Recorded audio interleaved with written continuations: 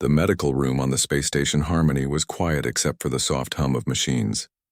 Dr. Yuna stood near her desk, checking her equipment for the third time that morning. She was nervous, though she tried not to show it. Today was an important day for all humans. They were finally joining the Galactic Medical Coalition, a group of alien doctors and scientists from across the galaxy. Next to her stood Minho, a young medical student who had just finished his training on Earth. He kept touching his scanner, adjusting it again and again. His hands were shaking slightly. Yuna noticed and smiled at him. "Try to relax," she said quietly. "This is just a normal health check. We have done thousands of these before." Minho looked at her with wide eyes. "But this is not a normal check. We are examining Dr. Vexnar. He is the most famous immune system expert in 3 sectors of space, and he is a Kelverite alien. I have never met one before." Before Yuna could answer, the doors slid open with a soft sound. Dr. Vexnar walked into the room. He was very tall, almost 7 feet high. His body looked like it was made of crystal or glass. The lights in the room hit his body and created rainbow colors everywhere. He had 4 arms, and each one moved smoothly as he carried different medical tools. "Dr. Yuna, I believe?" His voice came from a small device on his chest. It sounded musical, like wind chimes. "I am very happy to do this medical check. Your species joining the coalition has created much curiosity among us." Yuna bowed her head a little. She had learned that Kelverites liked this gesture. "Thank you, Dr. Vexnar. This is Minho. He is learning to be a doctor. He will help me today." Vexnar came closer to them. His many eyes looked at both humans carefully, studying them. "Very interesting. Your species looks very similar to each other compared to most races we know. Now shall we start? I need to take some of your cells, check how you breathe different air types, and study your immune system." "Of course," Yuna said. She held out her arm. "We have prepared all our medical records and genetic information for you to see." Vexnar took out a tool that looked like a small wand. When he touched it to her arm, it felt cool and misty. He was taking a blood sample, but it did not hurt at all. While he did this, Minho turned on a large screen that showed pictures in the air. It displayed all of humanity's medical information. The alien doctor's eyes grew wider. This was his way of showing surprise. "Your cells repair themselves very fast," he said slowly, looking at the numbers on his screen. "And these markers here, your immune system seems to be in what we call a fighting state. Always. Most species only turn on their full immune power when they are sick. Is something wrong? Are you ill right now?" "No, I am healthy," Yuna said. She was confused. "This is normal for humans. Our immune system is always working, always looking for danger." Vexnar's crystal body made a clinking sound. Yuna and Minho had learned this meant he was upset or worried.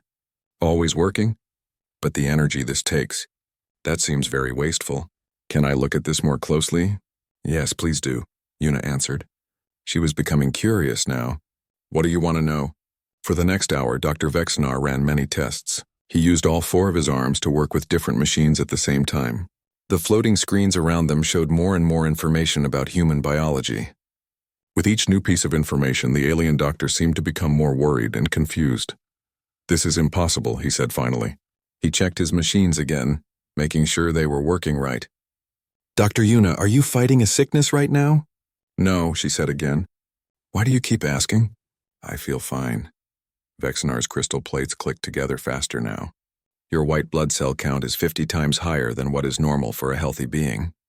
In any species in the coalition, this number would mean you are very sick, maybe dying from a terrible infection." Minho stepped forward. "Dr. Vexnar, that number is normal for humans. All humans have that many white blood cells. Every single one of us." The alien doctor turned quickly. "All humans? You are telling me that every person in your species walks around with what we would call a medical emergency? Always?" "Well, yes," Yuna said carefully. "Our immune system is built to be ready all the time. We have many types of white blood cells. They have different jobs. Some eat bad bacteria. Some remember diseases from the past. Some make weapons against viruses. They all move through our blood constantly, searching for problems." Vexnar made a sound through his translator that suggested he could not find words. "That is not how immune systems are supposed to work. That cannot be real. The energy needed for that would be huge." "How do immune systems work for other species?" Yuna asked. She was very interested now as a scientist. The Kelverite doctor seemed to have trouble explaining something he thought was obvious. We make immune cells when we need them. When our bodies find a germ or virus, we study it first. Then we create the exact cells needed to fight that specific problem. It is clean and uses little energy. We do not waste resources keeping an army of cells ready for battles that might never happen. How long does that take? Minho asked. For a normal bacterial infection, about 2 or 3 days to make enough immune cells. For a virus, maybe 4 days. Why do you ask? Yuna and Minho looked at each other. Neither knew what to say at first. Finally, Yuna spoke. Dr. Vexnar, the human immune system starts working within seconds after finding a germ. Our white blood cells that are already in our blood find the danger and begin killing it immediately. Seconds? Vexnar's voice went high through the translator. Impossible. You are saying your body keeps enough immune cells ready to fight any possible disease right away? Not just one disease, Minho added. He was excited now. Multiple diseases at the same time. Our immune system can fight several different infections all at once if it needs to. The alien doctor moved backwards, away from them. It was as if he suddenly realized he was standing next to something dangerous. This is unbelievable. I need to speak with my colleagues. I need to tell them about this. This changes everything we thought we knew about Earth biology. Yuna watched him go, feeling confused and a little worried. Minho turned to her with a concerned look. Did we do something wrong? He asked quietly. I do not think so, Yuna said slowly. I think we just taught the galaxy that humans are very different from what they expected. The question is, what happens now? 6 hours passed quickly. The medical room had changed completely. It was no longer just Yuna, Minho, and Dr. Vexnar. Now the room was full of alien doctors from many different worlds. They had come as fast as their ships could travel. All of them wanted to see the human medical data that Vexnar had sent them. They could not believe what they were reading. Yuna stood near the center of the room feeling like a specimen in a lab. Around her, aliens of all shapes and sizes studied the floating screens showing human biology. Some aliens looked like insects. Others seemed to be made of light. A few were shaped like rocks. Each one showed shock in their own way. Dr. Hira spoke first. She was a Thalaxian and her body was see-through like water. Lights moved through her form showing her feelings.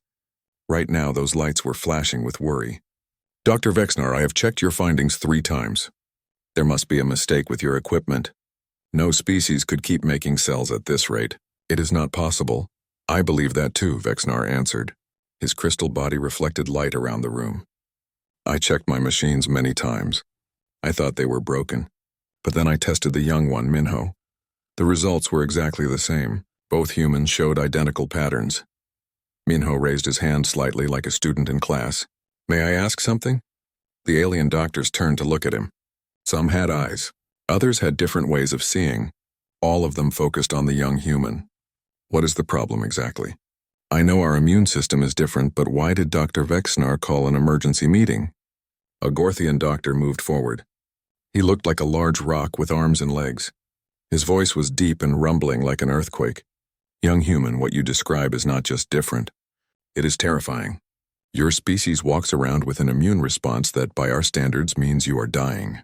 Yet you call this normal. But we are not dying, Yuna said. She tried to keep her voice calm. This is simply how we work. This is how we stay alive. That is exactly the point, Dr. Hira said. Her body pulsed with colored light. You maintain what should be an impossible biological state as if it costs you nothing. Your bodies are in constant war at a level we cannot see. Do you understand how much energy this requires? Yuna thought about this. We do need to eat often, usually 3 times per day, sometimes more if we are very active. The room became silent. Every alien doctor stopped moving. Then they all began making sounds of disbelief. Some clicked. Some hummed. Others made noises that the translators could not even convert to words. Vexnar's crystal body chimed loudly. 3 times per day? Dr. Yuna, most species in the coalition eat once every 3 to 5 days. Some of us can go weeks without food. Are you telling me humans must eat multiple times daily? Yes, Yuna said. She was starting to feel embarrassed. She had eaten a food bar just an hour ago and was already thinking about lunch. Is that unusual? Unusual? The Gorthian doctor made a grinding sound like stones rubbing together. It is evidence of exactly what we feared. Your immune system uses so much energy that you must constantly refuel your body. You are biological engines running at maximum power all the time. Vexnar brought up another screen. There is more that troubles me. Dr. Yuna, I read in your medical files that human body temperature increases during infection. Is this true? Yes, we call it a fever. It is normal. The higher temperature helps us fight sickness. How much does your temperature increase? The Kelverite doctor asked carefully. Usually 2 to 4 degrees above our normal temperature of 37 degrees Celsius. Sometimes it goes higher when we are very sick. The reaction was immediate. Alien doctors began speaking all at once in their various languages. The translators could barely keep up. Finally, Dr. Hira's voice rose above the others. You raise your internal temperature on purpose? That would kill most of us. The damage to our cells would be permanent. Our cells can handle it, Minho explained. He was trying to be helpful. The fever actually makes our immune system work better. Also, many germs cannot survive at higher temperatures, so we are killing them with heat while our white blood cells attack them. Dr. Hira's light flickered rapidly. Let me understand this. When a germ invades your body, instead of carefully making specific cells to fight it, your body just makes itself hotter, floods everything with attack cells, and overwhelms the invader through pure force? That is one way to describe it, Yuna agreed. It works well for us. The Gorthian doctor spoke slowly as if trying to process something difficult. That is not medicine. That is not biology. That is a war strategy. Your body fights like an army, not like a healing system. A new voice joined the conversation. Dr. Kima had just arrived. She was a Silverin and her body looked like a beautiful flower with moving petals. But right now her petals were pulled in tight, showing fear.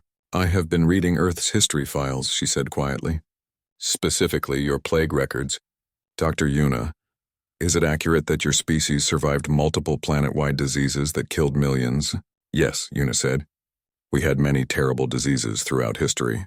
The Black Death, smallpox, influenza pandemics, and others. They killed many people, but humanity survived. Kima's petals shook. Survived.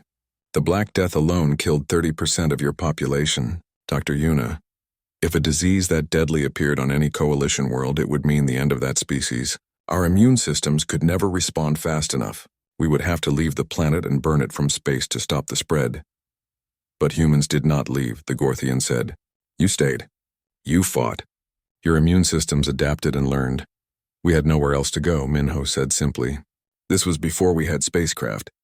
Earth was our only home. The alien doctors became very quiet. They looked at each other with their various forms of eyes and sensors. Finally, Dr. Hira spoke softly. You developed this immune system because you had no other choice. Earth is a death world. I would not call it that, Yuna protested. Earth is challenging, yes.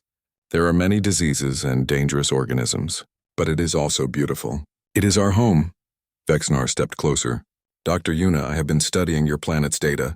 Do you know how many microorganisms live on and inside the average human body? The microbiome? Yes, about 39 trillion, Yuna answered. They are mostly helpful.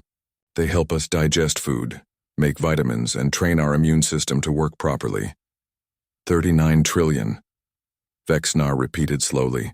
You carry 39 trillion foreign organisms inside and on your body and call it healthy. You consider it normal, Minho smiled. Actually, there are more bacterial cells in a human body than human cells. We are technically outnumbered. Dr. Kima's petals closed completely. It was like watching someone hide their face. And your immune system does not attack them all? Not the helpful ones, Yuna explained. Our immune system learns which organisms are good for us and which are dangerous. It only attacks the bad ones. The Gorthian made his grinding sound again. In most coalition species, exposure to even a fraction of those organisms would cause immediate death. Our immune systems would panic and shut down trying to fight them all. But they are not enemies, Minho said. They are partners. We evolved together with them over millions of years. Dr. Hira's lights pulsed slowly. No, young human. You evolved in a war zone, and you did not just survive that war. You became the strongest fighters in it.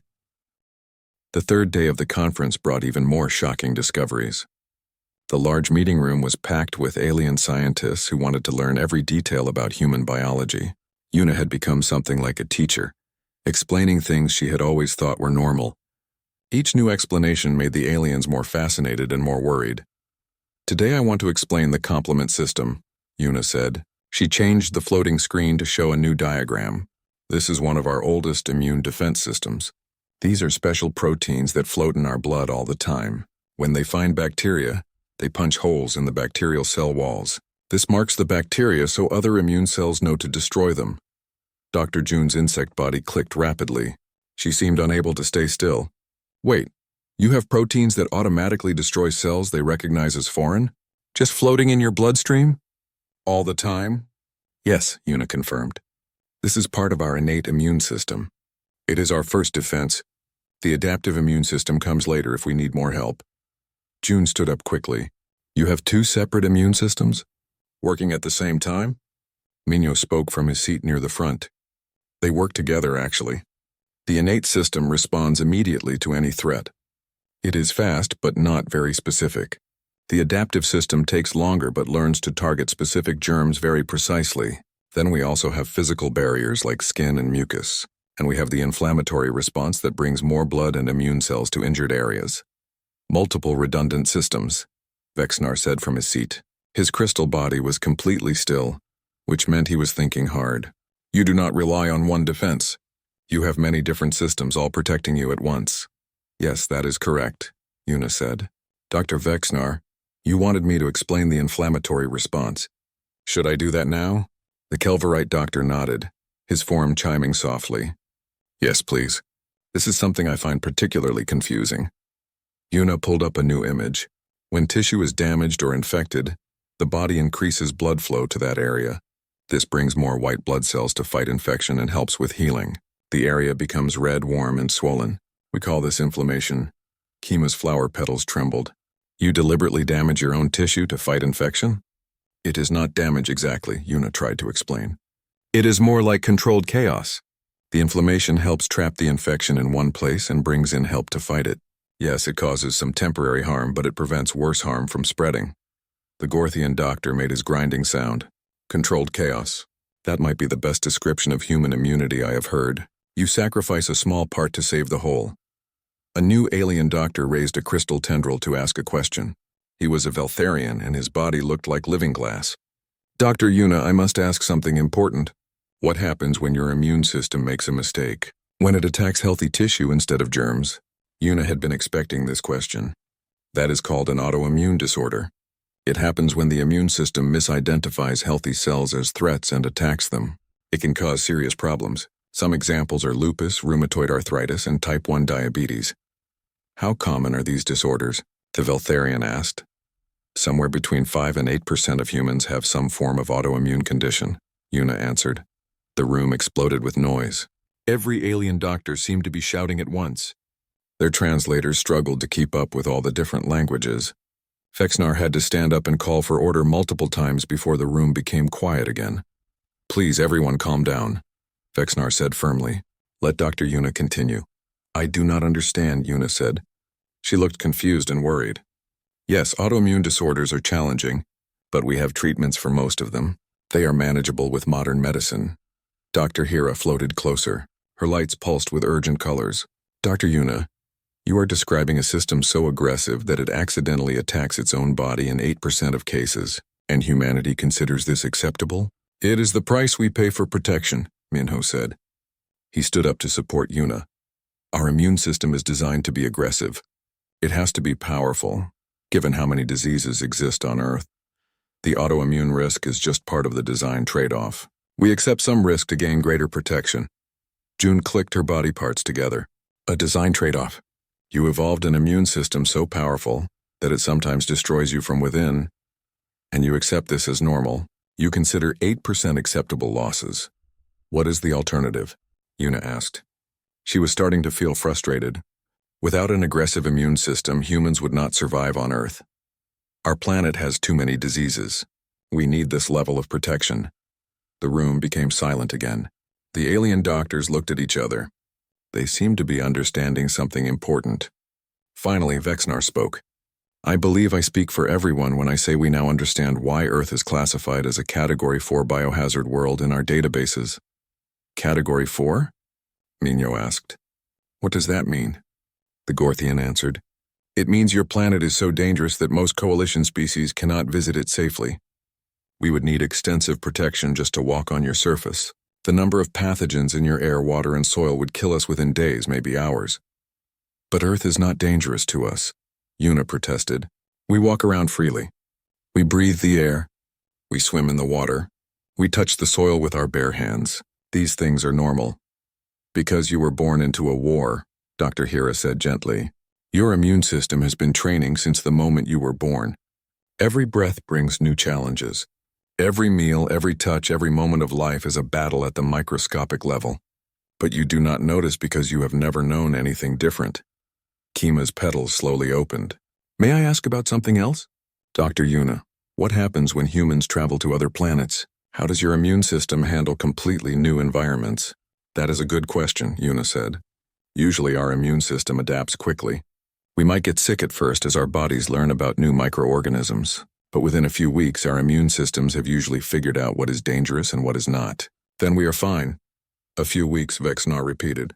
Most coalition species need months or years of careful study before we can visit a new planet safely.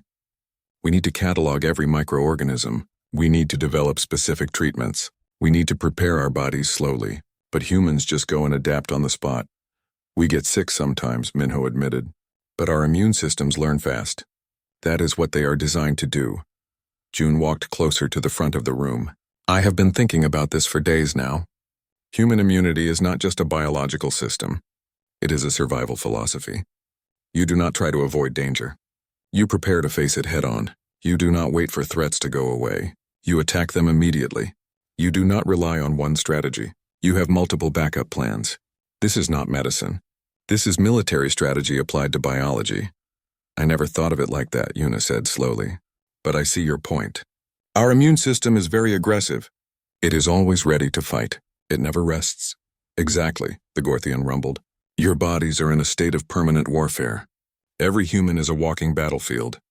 And you have been winning that war for hundreds of thousands of years. Vexnar looked at all the data on the screens around them. The question now is what we do with this knowledge. Humanity has proven that aggressive immunity works. It has costs, yes, but it also provides incredible protection. Perhaps we have been thinking about immunity wrong all this time. Dr. Hira's body glowed with warm, thoughtful colors. We have much to learn from humanity. But we must be careful. What works for a species from a death world might not work for species from gentler planets. We cannot all become warriors like humans, but perhaps we can learn some of their strategies. We are not warriors, Una said quietly. We are just trying to survive. That, said Vexnar, is exactly what makes you warriors. You fight without even thinking about it. Survival is your nature. By the second day, the medical conference had grown even larger. What started as a simple health check had turned into the biggest meeting of alien doctors that anyone could remember. Scientists from 70 different worlds had come to the Harmony Station. They all wanted to understand human biology. The mystery of human immunity had become the most important topic in the galaxy. Una stood in front of a large room filled with alien doctors. Behind her, huge screens floated in the air, showing pictures and charts of how the human immune system worked. Every time she explained something new, the aliens reacted with more shock and disbelief. Some made worried sounds. Others sat in complete silence. Dr. Hira floated near the front of the room. Her translucent body pulsed with concerned colors. Please explain again about these memory cells. Your body remembers every disease it has ever fought? Una nodded and changed the screen to show a new diagram. Yes, that is correct. We have special cells called memory B cells and memory T cells. When our immune system fights a new germ or virus, some of these cells remember it. If the same germ comes back, even many years later, these memory cells help us fight it much faster. Many years? Vexnar's crystal form chimed from his seat. How many years exactly? It depends on the disease, Una explained. For some illnesses, the memory lasts 10 or 20 years. For others, it can last a lifetime. Some humans keep immunity to diseases they had as children, even when they are old. Minho raised his hand from where he sat. Some immunity is permanent. Once you have certain diseases or get vaccinated against them, you are protected forever. An alien doctor named Kima spoke up. The Silveran's flower petals were trembling. Your body stores information about threats for decades? The cellular storage this requires must be enormous. How is this possible? Before Una could answer, A new alien entered the room. Dr. June had just arrived from the Coalition's Disease Research Center. She was a Prosith, and her insect-like body clicked as she moved. "Excuse me for interrupting," she said, "but I have been reviewing Earth's historical records, specifically your plague history. I need to ask you something important. Is it true that humanity has survived multiple diseases that should have killed everyone on your planet?" "Yes," Una said carefully. She could tell this was going to be another difficult topic. "We have had many serious diseases: the Black Death, smallpox, Spanish flu, and many others. They were terrible. Millions died, but humanity survived each time." June's body made clicking sounds that showed agitation. Millions died, but humanity survived. Do you understand what this means? The Black Death killed 30% of all humans alive at that time. Dr. Una, if a disease that deadly appeared on any coalition world, we would declare it an extinction event. No species we know could survive that. We would evacuate the planet completely and destroy everything from space. But humans did not evacuate, the Gorthian doctor said from his seat. His rocky voice was thoughtful. "You stayed on your planet and fought. Your immune systems learned and adapted. We had no choice," Minho explained. "This happened long before we had technology to leave Earth. We had to survive where we were." The room fell silent. All the alien doctors seemed to be thinking the same thing. Dr. Hira spoke what they were all feeling. "You developed this powerful immune system because you had no other option.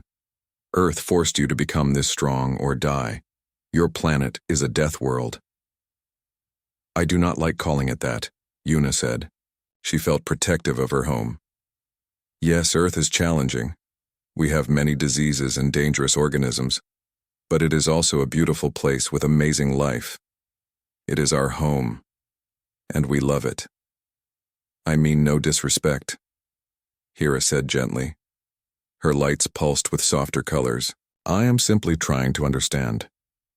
Your world created conditions that would kill most species we know, but instead of killing humanity, it made you stronger." Vexner stood and approached the front of the room. "Dr. Una, may I ask about something specific? I have been examining your historical medical records. They mention something called the human microbiome. Can you explain this?" "Of course," Una said. She brought up a new image on the screen. The microbiome is all the microorganisms that live on and inside the human body. There are approximately 39 trillion of them. The number caused immediate chaos. Alien doctors began talking all at once. Some stood up. Others made sounds of alarm. Vexnar had to call for quiet several times before everyone settled down. 39 trillion foreign organisms, Vexnar said slowly, living inside your body. And you consider this normal? Not just normal, Una corrected. We consider it healthy. These organisms help us in many ways. They digest food that we cannot break down ourselves. They produce vitamins our bodies need. They protect us from dangerous bacteria by taking up space so the bad ones cannot grow. They even help train our immune systems when we are babies. Minho added cheerfully, there are actually more bacterial cells in the human body than human cells. We are outnumbered in our own bodies. Kima's petals closed tightly. And your immune system allows this? It does not attack all these foreign cells? Our immune system is very smart, Una explained. It learns which microorganisms are helpful and which are harmful. It leaves the good ones alone and only attacks the dangerous ones. This learning process starts when we are born and continues throughout our lives. The Gorthian doctor made his deep rumbling sound. In coalition species, exposure to even 1% of those organisms would be fatal. Our immune systems would try to fight them all at once and we would die from the stress. But they are not enemies, Minho protested. They are partners. Humans and these organisms evolved together over millions of years. We need them to survive. And they need us. June clicked her body parts together rapidly. This explains so much. Humans did not just evolve to fight diseases. You evolved to live in cooperation with an entire ecosystem of microorganisms. Your immune system is not just a defense mechanism. It is a management system that decides what lives and what dies inside your body. I never thought of it that way, Una said. But I suppose that is accurate. Our immune system is constantly making decisions about what belongs in our body and what does not. Vexnar looked at all the data on the screens. His crystal body reflected the light in complex patterns. Dr. Una, Dr. Minho, I need you to understand something. What you are describing is not just different from coalition biology. It is revolutionary. Most species have simple immune systems that either work or do not work. But humans have built something far more complex. You have an immune system that learns, remembers, adapts, and makes constant decisions. It is almost like having a second brain dedicated entirely to survival. We just call it staying alive, Minho said with a small smile. That is exactly what amazes us, Dr. Hira said. Her body glowed warmly. You carry out biological warfare inside your own body every second of every day, and you act like it is nothing special. You walk around with enough immune power to fight off a plague, enough microscopic life to populate a small planet, and enough cellular memory to record a lifetime of threats. And you call this being normal?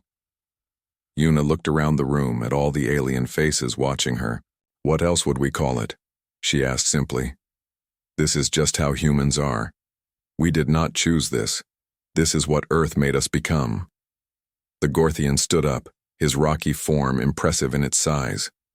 And that, Dr. Una, is why the galaxy must learn everything we can from humanity. You survived what would have killed any of us. You thrived in conditions we cannot imagine. You are living proof that life finds a way, no matter how harsh the environment. 2 weeks had passed since that first medical examination. Dr. Vexnar's report about human immunity had traveled across the entire galaxy. Now sitting in the station's observation room with large windows showing the stars outside, Una and Minho found themselves at the center of something they had never expected. Their simple health check had changed how the galaxy thought about medicine and survival. Vexnar entered the room carrying drinks. He had learned about human customs and wanted to celebrate. I thought you would want to see this, he said. His crystal body chimed as he activated a floating screen. The Coalition has officially created a new category for human immunity. We are calling it Type 7 Active Warfare Immune Response. Warfare? Una raised her eyebrows. That seems a bit dramatic, is it though? Vexnar sat down in a chair designed for his crystalline form. Light from the window made rainbow patterns on his body. Let me share what we have learned. Your immune system keeps billions of attack cells on constant patrol. It remembers every threat it has ever seen. It has multiple backup systems. It can raise your body temperature to levels that kill germs. It floods infected areas with inflammation. It punches holes in bacterial walls. And it does all of this while hosting trillions of foreign organisms. Dr. Una, that is not a defense system. That is a military organization. I never thought about it that way, Minho said. He looked surprised. We just call it being healthy, and that is perhaps the most remarkable thing, Vexnar said. His voice through the translator sounded almost amused. You consider this normal. Every human walks around with what we would call an active medical crisis, and you just live your lives like it is nothing. Dr. Kima came into the room. Her flower petals were showing bright, happy colors. Dr. Una, Dr. Minho, you need to hear this. The medical schools across the Coalition are already changing their teaching programs. Human immunology is going to change how we think about disease resistance forever. How will it change things? Una asked. Kima's petals moved with excitement. We have been thinking about immunity wrong. We always focused on being efficient, using as little energy as possible, making targeted responses. But humans prove there is another way that works. Overwhelming force. Your approach costs a lot of energy, yes. But it is also incredibly effective. There is more good news, Vexnar added. Dr. June from Pathology has been studying Earth's historical disease data. She has concluded that human immune systems are learning machines. Every generation of humans that survived a disease passed on better resistance to their children. You did not just survive. You turned your own evolution into a weapon. That is just evolution, Minho said with a shrug. Adapt or die. That is how nature works.